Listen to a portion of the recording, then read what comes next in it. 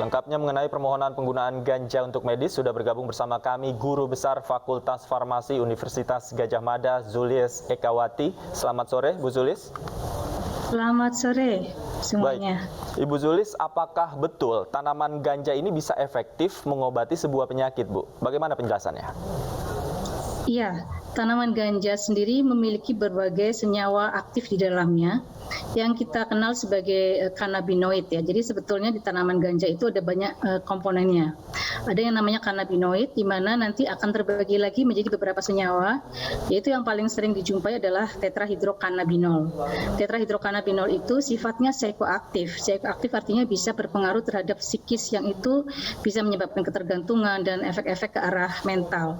Sedangkan ada lagi namanya cannabidiol. Cannabidiol itu adalah senyawa aktif tetapi non psikoaktif. Nah, sebetulnya yang berefek seperti anti kejang begitu adalah cannabidiolnya. Jadi cannabidiol itu ketika dia diisolasi dari ganja, kemudian dia dikembangkan menjadi obat, itu sebetulnya bisa menjadi salah satu terapi ya sebagai digunakan secara medis. Di Amerika misalnya FDA sudah mengakui adanya obat yang berisi cannabidiol ya sudah di-approve. Namanya adalah contohnya adalah Epidiolex misalnya. Di mana di sana diindikasikan untuk terapi untuk seizure atau untuk kejang juga untuk suatu penyakit-penyakit tertentu seperti Lennox-Gastaut syndrome atau mungkin Dravet syndrome, itu yang ditandai dengan ada kejang.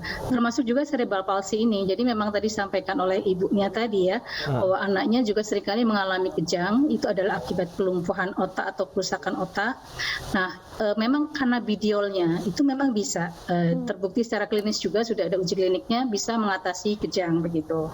Namun ketika digunakan whole ganjanya ya begitu ya, itu kan masih mixture ya, masih campuran. Itu yang kemudian ada berpotensi untuk mungkin ada efek-efek yang tidak diinginkan begitu. Sehingga kalau dikatakan ganja medis, tentu harus istilah medis itu sendiri mengacu pada suatu terapi ya, di mana terukur dosisnya tertentu begitu kan. Jadi kalau ganja saja yang kemudian digunakan secara mungkin hanya diseduh atau apalah istilahnya, ukurannya seperti apa itu mungkin akan tidak terstandarisasi. Tapi ketika dibuat dalam bentuk obat, saya kira bisa saja disebut sebagai ganja medis.